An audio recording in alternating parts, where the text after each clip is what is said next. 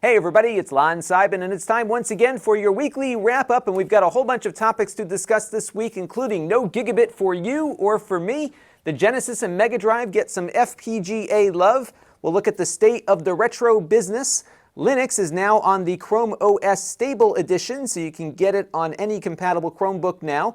California's password mandate and what it means for future devices, and a missed opportunity that we'll talk about. My benchmark archive, so you can find some comparisons on some of the PCs we've looked at, my thought on word processors, and we found a Empire Strikes Back documentary that's been lost for decades, and it's now up on YouTube, and I'll show you where to find it. So let's get to it.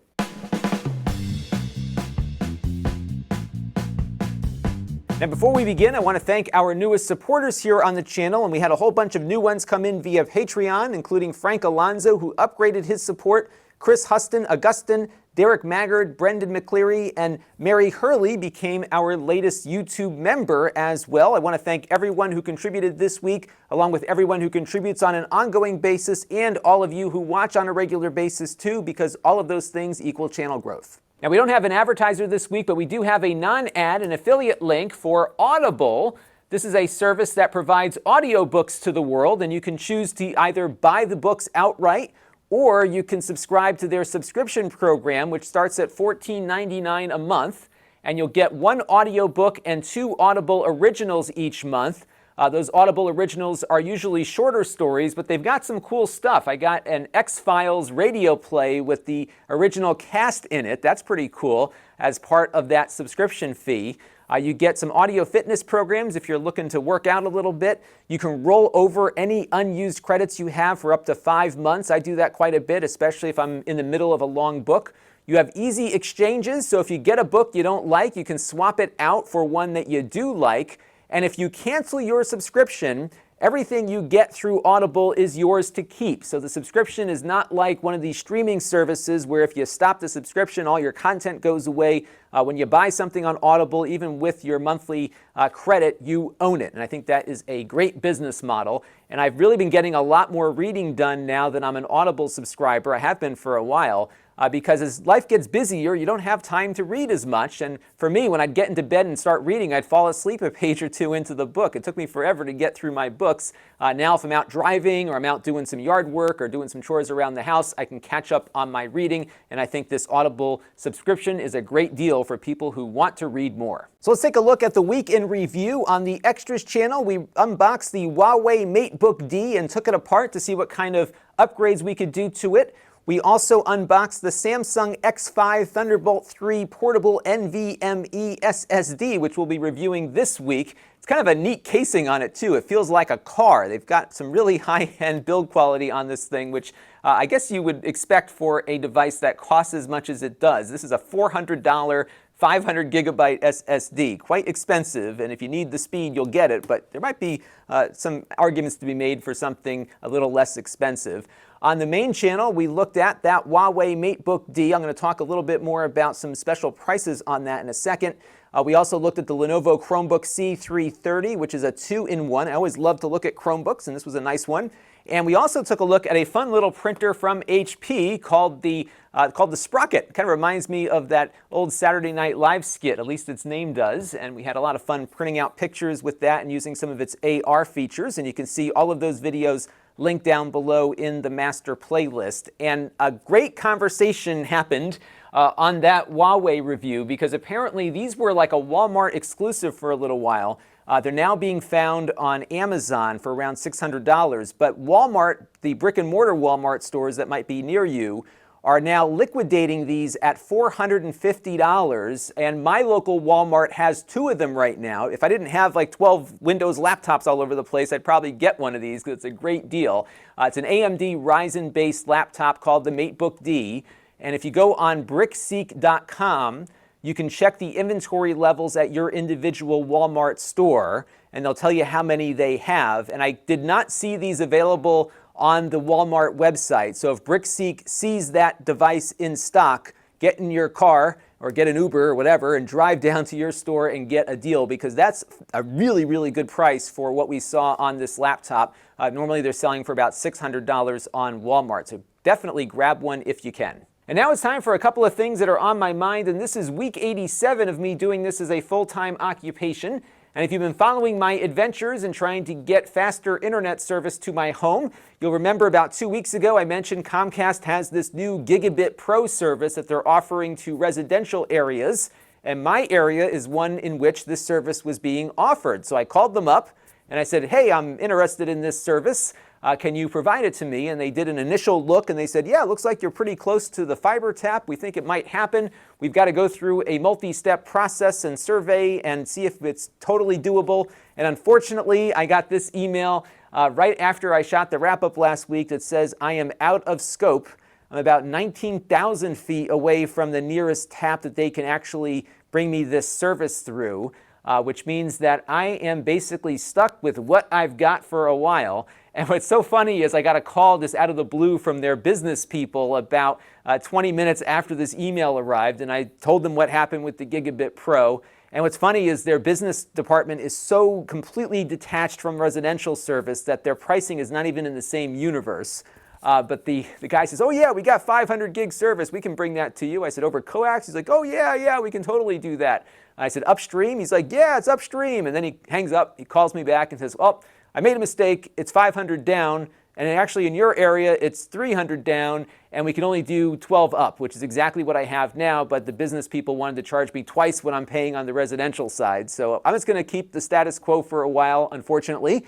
But it does look like they are trying to bring their new regular coax gigabit service to my neighborhood at some point this year. And the year is quickly ending here, but we'll see if they can get it in before 2019 begins. Now that's a gigabit down, but it's only 35 megabits up. So it's not as fast as this 2 gigabit service would have been on the upstream, but it's still 3 times faster than what I have now. So I'll take it. It's not going to be all that much more expensive on the net, but I've got to wait for it to become available. And until then, we're going to be struggling with our 12 megabit per second upload speed. The other challenge I'm running into right now is that every video that we're uploading on the different platforms we're using is a little bit different. We found on Facebook that if it just starts off with me talking, we're not getting as much viewer retention as we would with a product being shown at the outset. So our Facebook videos are a little different than the YouTube video in that the intro sequence is about 5 seconds longer, where I run some B-roll of the product before the rest of the video kicks on. And that is unique to Facebook. YouTube is uploading still with my usual thing.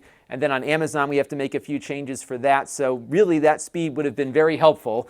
But we're going to have to wait it out a little bit. I did get a neat comment here from Joe Gardina, who lives in a rural area, kind of like I do.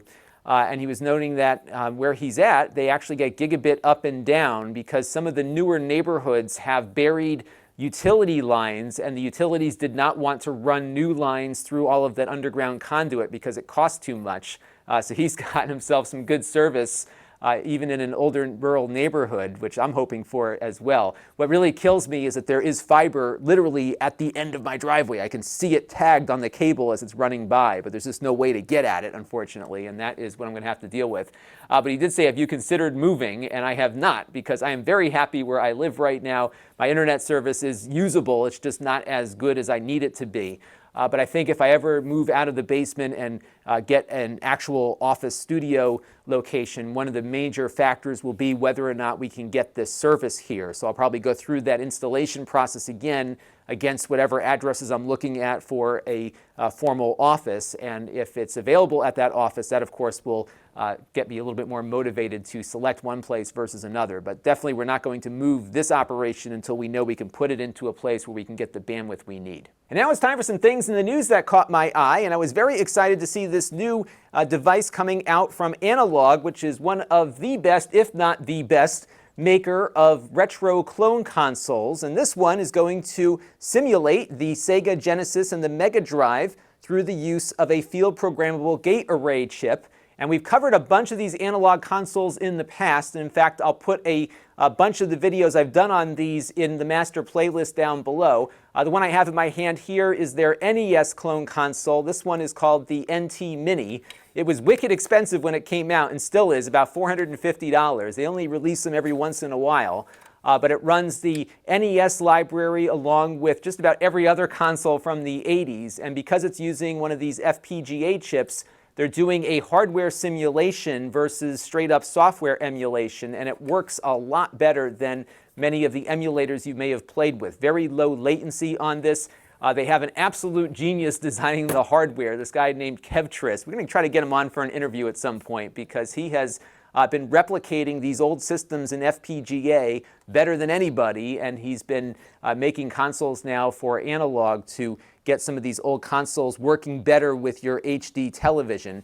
It's going to sell for $189, so as far as clone consoles go, that's kind of expensive. But what's funny is this is the same price that I paid for my Sega Genesis that you see behind me right here back in 1989. So of course it was more from an inflationary standpoint back then, but it's the same exact launch price. The controller does not come with it though. You have to get that separately. And 8BitDo is coming up with their own retro-inspired Genesis 6-button controller that will work wirelessly with it. They're going to sell for about $25. I've already pre-ordered both the console and the controller. So we'll be getting all that in, and around April or so, we'll have a full review of this thing when it comes out. Now, like the original Sega Genesis, this new console will have the expansion port on the side. So if you have an original Sega CD unit, you can slide this new console into your old Sega CD, and they say it will work just like the original did, but now at 1080p with the FPGA running the Sega Genesis side of that device. You'll recall the Sega CD had its own processor and some extra video chips inside of it. It'll all just work in concert because they've replicated the original hardware in that FPGA chip on this new console. So that's really cool. It will not, though, support the 32X, at least not initially, and I think it might be a little too complex for what they have available inside of that FPGA chip. But who knows, if they get around to it or there's enough user interest, we might see 32X support in the future. But there's a lot of compatibility here. Sega CD, the Master System, they're going to have a Game Gear adapter apparently, and a few of the older 8-bit Sega devices will also work on this too. So this is going to be a really fun console when it comes out. And yes, this is a very high price to pay for a 16-bit clone console, but if you want the best, this is the best, like all of the other clone consoles they've been putting out over the last couple of years. And what's been good about what Analogue is doing here is they're not trying to exploit the market. They're producing really good, high-quality hardware for a very niche audience, and the niche that they are serving is quite happy with what they are putting together. And I wanted to put up this comment from Richard Keller because I think this is really where most consumers are. Which is the fact that you can get on the Xbox One X, for example, 150 Atari games for very little money. That new Sega pack came out with over 50 great games on it, hours upon hours of gameplay there for like $30. Rare's got a collection, Capcom, Namco, everybody's coming up with emulated versions of their old games on modern consoles that everybody already has. In many cases, you can buy these games digitally. You don't have to go out and get any additional hardware or spend $450 on a FPGA device. And I think for most consumers, they're going to be perfectly happy with what Richard is doing here, and they're not going to want to get one of these things. And that is why Analogue, I think, has been approaching this market very smartly. They don't produce more consoles than the market will bear. They're not looking to become some big video game conglomerate. They're serving a particular portion of the market that is looking for something very specific, and they are managing to make a good business out of it because they don't have their eyes set on becoming the next Sega or Nintendo in the course of this. And if you look around at what consumers are buying from a hardware standpoint, this is the kind of stuff they're getting. You know, those who are looking for some nostalgia with the old tactile feel of the original consoles are picking up those mini Nintendo devices. We may see the N64 one this year. The Atari flashbacks are found at every Walgreens and pharmacy that you can imagine around here. They've got great distribution from AT Games, even though their hardware is terrible. But people are buying this stuff because, you know what, they're cheap and available, and it's good enough, I think, for most consumers. And quite honestly, when you plug in an Atari flashback to your HD television, it's going to look better than you remembered your Atari looking on your old Zenith TV, for example. So there's really, I think, not a huge consumer demand for this stuff, and I think Analogue has approached this market very realistically. And then on the flip side, of course, are some of these crowd-funded adventures like the infamous Coleco Chameleon or the Poly Mega that we looked at a few weeks ago. very expensive. They're trying to appeal to regular consumers, but regular consumers aren't buying this stuff. They want to get the compilation that can get downloaded to their PlayStation in a second or two, with the games costing a couple cents a piece, not having to go out and try to find some rare cartridges for a couple $100 to play some old 16-bit game they played as a kid. I just don't see it happening with either of these devices. There's another one now that is reviving the Intellivision brand. It's called the Amico. They're going to offer, I'm guessing, Intellivision games, but they also plan to offer other digital titles for download. But $180, and it's kind of a lot, and it's really not going to offer any different of an experience than what you could get buying those same games through a regular game console. The one thing they're trying to push this one as is a family-friendly device. Apparently, it's not going to have any games with violence in them, so maybe they might get a spot at Walmart with this. Maybe some parents might find that appealing, that their kids won't stumble across something more violent. But again, I just don't see it happening. But we'll keep an eye on it. This one might prove me wrong, but again, every other attempt has not been working out too well. So we'll keep our eye on that. And in the meantime, I think Analogue approaches this market a lot more realistically. And big news for Chromebook and Chromebox owners: if your device is compatible with Project Crostini, which allows Chromebooks to run Linux apps, that feature is now part of the stable channel. So if you update your Chromebook, you will see, if you're compatible, an option here to enable Linux. And when you turn that on, it will install all the container stuff to get Linux running properly on your Chrome device. My suggestion is to head over to the Project Crostini Reddit subreddit. I'll put a link to that down in the video description. There you can see which Chromebooks are compatible. There are a lot, but there are a number that are not compatible, nor will they ever be. So check out that page and you'll get some more information. Lots of helpful folks there. Now, when I previewed this feature a few weeks ago, we were installing all of the apps on the command line. But there's actually a nice visual way to browse Linux applications. This is called the GNOME Software Center. And once you get it installed, you do have to do some command line to get this part installed. But once it's installed, you can go through and browse all of these different open source applications that are up on this service here, completely free of charge. You can find the app that you're looking for and then just tap install, and it will automatically get everything installed without having to do any additional command line functions. There are a few steps, though, to getting it installed, so let me show you those real quick. The first is to get that software manager installed in the first place. So you type in what you're seeing on screen right here. I did a couple of little typos here as I'm typing it out, so wait until I fix all of those. There we go. And what you do is type this command in and hit enter. That will then go out and download all of the different components that you need for this to work. You have to give it permission to do so. And then you wait for this process to finish. And then once this part is done, there are two other things you have to do. So the next step here is to, let me wait for my screen to catch up here, is to type in sudo apt-get update. And what this will do is go out and get all the updates that are available for the components that you just downloaded. And then you have to do one additional command, which is this one you see on screen.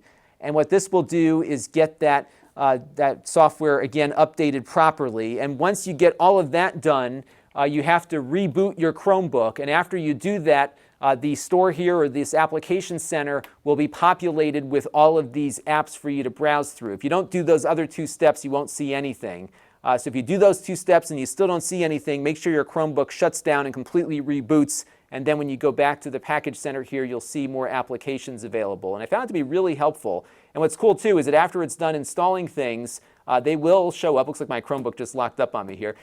They will show up on your application launcher, so you can pull up applications just like you would anything else on your Chromebook. So a really helpful way to get things working. There's probably a few little glitches here that they're still dealing with as this rolls out on the stable channel, but it does work exceptionally well, and it's very easy to find new applications for your Chromebook that way. This is such a great thing for Chrome OS. I think it's a great thing for Linux in general. A lot more consumers are going to start stumbling across this now and potentially using some of these applications day to day, and I'm very excited to see where this goes next. And now it's time for a Q&A from you, the viewers, and our first question comes in from Fireball TP, and he was curious about a new law in California that's going to require companies to set unique passwords for every device they manufacture, or require the user to set up a username and password of their own when they're first setting up that device. That law takes effect in 2020. I don't know if it's going to make anything more secure because I can see most manufacturers just having the user set the password initially. And as we know, not all users set the most secure passwords for themselves, but I guess it's better to have millions of devices out there with different passwords as opposed to millions of devices out there with the same one. There's an article in the BBC that talks a little bit more about this law and what it will entail. You can find that linked on screen. They did talk to a number of security researchers who were concerned that this bill was kind of a missed opportunity, and I agree with them on this point because they are not doing anything to address manufacturers that release a product and then stop supporting it a year or two down the road, and you've got these perfectly functional routers from a perfectly functional company basically sitting exposed because they don't want to spend the money or time or resources to secure their older products in lieu of trying to get customers to buy new ones. I think that's the bigger security issue here. A lot of the problems we've seen with routers involves firmware updates and not passwords, but we'll have to see what comes down the line from that. I do expect at some point here in the United States for Congress to start taking some action on these kinds of items. I think there's enough bipartisan support for looking at security of both big corporations and government entities, but also homes too, because every government worker who's got a high-profile job does come home at the end of the day, and if they're coming home to an insecure environment, that needs to be made secure, and I think the industry has to partner up here to try to make things a little better. So we'll see what happens with this. Good start, but I don't think it goes far enough. And this next question involves some of the laptops that we review here on the channel and what we do with all of the performance data that we collect for the benchmarks that we run. And if you go to Lon.TV/benchmarks, you can get access to the spreadsheet that we use to keep track of all of this stuff. This is a read-only link to the actual spreadsheet, so you might see us in there updating it as we're doing testing on new computers that we get in here to the channel. And I wanted to do briefly here is just show you what everything is on here so you can go through and take a look. So the first thing you'll see is the speedometer benchmark tab here at the bottom. We have the 1.0 version of the test here along with 2.0 on some of the newer devices that we've looked at. You'll notice things don't always look consistent. We're trying to clean this up a bit, but generally you should be able to quickly jump around here and compare results from one computer to the next. On this test, we sorted out by the score, so you can see top performing to lowest performing there. Just about every computer we've tested since the channel began is in here. So it's a really good resource for us and also for all of you. And I haven't talked about this availability in a while, so this is a good opportunity to bring it back up again. We've got the 3D Mark CloudGate test, which we run on a bulk of the machines that we test, given that they are kind of mid-range to low-end devices. The higher-end gaming devices, we've got the TimeSpy DirectX 12 test in there. I think we have the Slingshot stuff as well from some of the mobile devices here too. So just about everything we test is in here. But we don't always do a lot with all of these different tests that you can see here at the bottom. So we're continually updating and cleaning this chart up, but it does have, again, every test on every device that we have tested here since the channel's beginning. And Dave here noted that in my printer reviews, I've been using a lot of Apple's Pages application here, which is their free word processor that comes with every Mac. And he's wondering how often I use that compared to Microsoft Word. So I don't use either Word or Pages all that much because my primary go-to word processor is Google Docs. I put everything in there. It's been really, really helpful here on the channel, especially given that I have one person who does work for me who's off at college now, so we can collaborate on documents remotely without any issues. And even inside the office, when Corey's working on something, he can work on the same document that I'm working on at the same time. And it's really convenient and very, very simple. We don't have to look for documents or save them anywhere. Everything just gets backed up automatically. But I am using Pages quite a bit when I have to do a quick and dirty page layout. I am not a graphic designer, and what I love about Pages is that you've got a lot of built-in templates and other ones that you can acquire for free or for a small fee from someplace else, and you can very easily work with these documents. I can just grab a photo from my library here. I keep everything in Apple Photos now also, so I can just adjust the cropping here. I can hit done. It's usually placed pretty quickly. I can change the text on these newsletters and get something out really, really quickly, and it just feels like a more intuitive interface for me. I used to do a little bit more with page layout applications like PageMaker and InDesign, And now I don't have the time or patience to get things perfect. I just need something I can quickly print out, and Pages does a really nice job of that. And it's free. You don't have to pay a monthly fee to use it. It's an adequate word processor. It works well with some of the other things in the Apple Office suite, and I'm really quite happy with it. So I don't actually use Microsoft Word that much at all. Generally, I'm importing Microsoft Word documents into Google Docs or loading them up in Pages, and that's been about it. Pages will export to Word, but the formatting, of course, doesn't always carry forward. They've gotten better with it in its current iterations here, but again, not a perfect thing, but it does seem to work okay. The version they have on the iPhone and iPad also is very similar in its feature offering. So if I'm out somewhere and I get a call to change something, I can actually pop open my phone, work on the same document that's in my iCloud account, and resave it, and off you go with it. So very convenient, not expensive at all, and very good to use. But my most favorite iWork application on the Mac is by far Keynote, and I'll go so far as to say this is my favorite Mac application, period. This is the application that actually got me to buy my first modern Mac in 2005 because the presentation software here is that good. It is better than PowerPoint. They actually made this for Steve Jobs to do his presentations on, and then they turned it into a product. And while it's a great presentation tool with a lot of flexibility, you could do like in-slide animations. I can move things around and zoom them out and apply different effects to things right in the middle of a slide. You can also take those animations and export them for use in video. You can even do alpha channels. So if you're looking to make a lower third, for example, you can put them together in Keynote, get nice transparency, really sharp-looking graphics, and a very easy interface to work with for doing some animations. It is so flexible and so easy. So much easier than Apple's motion software, which for me is a bit too much. This is just simple, and if you can make a slide, you can make some really nice video graphics. It outputs ProRes 422, and I can do some really cool stuff with this very, very quickly. I love efficiency, and Keynote is one of the keys to that. If you're interested, I can show you some stuff next week as to what you could do with Keynote in that way, because it's a really powerful application beyond just making presentations. So that is some of the stuff that I use here for productivity, but again, my mainstay for most document creation is Google Docs. And our Q&A for you this week is about the productivity software that you use. What do you use for word processing and presentations and everything else? Let me know down in the comments below. I'd love to find some more stuff to start playing with. And as you all know, I'm a multi-platform guy, so Android, Mac, whatever you got, put it down there. I'm just curious to see what else might be out there because I am not a creature of habit when it comes to productivity. If I find something better, I switch. So let me know what you're using and what you love down in the comments below. And our channel of the week this week is something that I stumbled across the other day that really fascinated me. This is Wan Revisited. I think he's a Star Wars YouTuber that puts stuff up on another channel. But he came across this documentary, likely from a VHS tape somewhere, called The Lost Empire Strikes Back documentary by Michael Parbo. And it looks like this was created inside of Lucasfilm when they were producing The Empire Strikes Back. And they went through a lot of the big memorable scenes from that movie and showed how they were created. It was remarkable just how much painstaking work went into this film.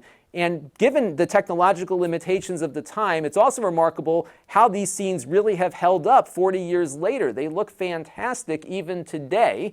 And what really struck me about this was just how efficient the special effects process has become. It's still painstaking work, but it's not the same type of painstaking work in that the computers can really generate a lot of the scene that used to have to be put together largely by hand. And I'll give you a great example of this. There was a Rogue One documentary that talked about that big, massive space battle they had at the end of the film, and how they were able to have that battle run out and then change the camera angles to find exactly the look they were trying to achieve for that last scene. And they could pretty much adjust the virtual camera and get a different angle of something. And you look at that, and then you look at what they had to do to create the spaceship scenes in Empire Strikes Back, and there was no flexibility to do any of that. And I think to a large degree, the reason why the current films are not as popular among Star Wars fans is that the difficulty of creation is still there, but the limitations that really drove the creativity back in the 70s and 80s are no longer limitations the filmmakers are dealing with today. And I think that's part of what's going on with these. And also the fact that when Star Wars and The Empire Strikes Back and Return of the Jedi came out, these were all brand new experiences. Nobody in film was doing something like this before. And now we've seen it over and over again, just now with familiar vehicles and everything else. So I would definitely check this out because I think it will really give you an appreciation for what these films were like to us children of the 70s and 80s and just how difficult the process was to make them. So this week on the channel, we've got a couple of different things to take a look at. We've got this thing from Cavo that just came in. This is a device that connects to your Apple TV and your NVIDIA Shield and your Amazon Fire Sticks and whatever. And what you do is you ask it to find you something that you want to watch, and then it will go to the device and the app that has it and plays it back for you. That's kind of the gist of this. It's kind of a universal remote, but it's able to rummage through different services and find the actual pieces of media that you are looking for. I'm not sure what the market is for this thing, but we'll try it out and see how well it works or not. And this was something that was released about a year ago to a lot of fanfare by some of the tech press, but it was a very expensive device. This new one is less expensive. It is $99. And then it's also got an annual subscription fee of $20 to use it. I'm generally not fond of subscription fees to use the product that you paid for, but we'll keep an open mind with this and give it a shot and see exactly what you can do with it. Apparently, it supports most of the stuff that I have here in the house. So we'll see exactly what it is capable of doing, and I'd love to hear any thoughts you have on it as I start my evaluation of it. I also got in the little portable Neo Geo device. You've probably seen this reviewed on a few other channels, so I'll probably look at some of the latency and just the overall product itself. I do like these little mini retro consoles, so we'll be doing a review of this, and let me know if there's anything that other reviews haven't covered, which I will try to cover in my review of it.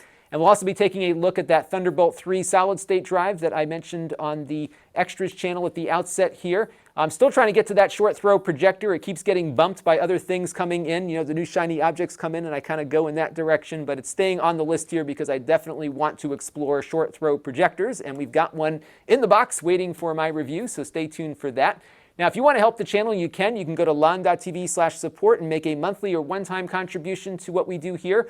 We also have our ongoing relationship with Plex, where you can make or set up a Plex account, no credit card required, and we'll get a small commission. We also get a commission if you buy or gift a Plex Pass subscription. You can find that stuff listed on screen there. And this channel is not the only place where we put content up for you to watch. We have the Extras channel for unboxings and supplementary content, the podcast, which is the audio version of this show and interviews that I do from time to time. We also have the Snippets channel where I've got search-friendly snippets of this show. So if you just want to watch or share one portion of the wrap-up, we take all the main stuff and also upload it there.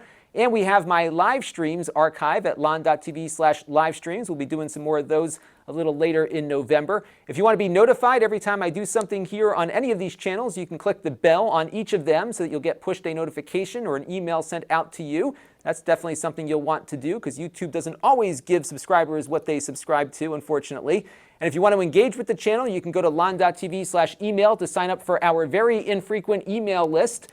We also have the Facebook page at Lon.TV/Facebook, where we are now part of their monetization program, so more content is going up there as well. We have the Facebook group at Lon.TV/Facebook group, where you can interact with me and other viewers, a great community building up there. And we have the store at Lon.TV/store, where I sell the items that I purchase for review here on the channel. So definitely head over there if you're looking for a deal on something that's been previously reviewed. Right now, the only item I have up there at the moment is the Fire HD 8. It's been up there for about 2 weeks or so. So if you want to make me a deal, let me know what you want to pay for it, and we'll see what we can do. Lon@lon.tv is the email address. We also have an alert system here, so every time I add something to the store, an email gets pushed out to a separate list. So if you sign up for that list, every time I add something, you will get an email about new items in the store. So that's going to do it for this week's weekly wrap-up. I want to thank everyone for your ongoing support of the channel, both through your contributions, but also through watching and commenting. All of that stuff helps keep growing the channel, and I really appreciate all the time that you put in to watch what I do and send me your feedback, because the channel gets better week after week because of what you suggest, and keep those suggestions coming down in the comments below. And until next time, this is Lon Seidman. Thanks for watching.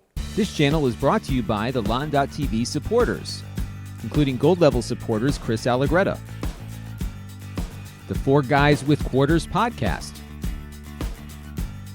Tom Albrecht, Too Much Sauce, Gerard Newberg, and Kalyan Kumar. If you want to help the channel, you can by contributing as little as $1 a month.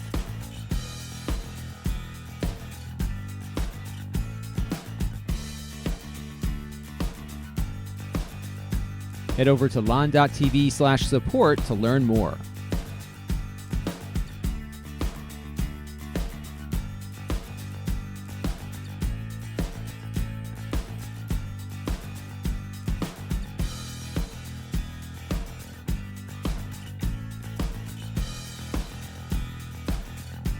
And don't forget to subscribe.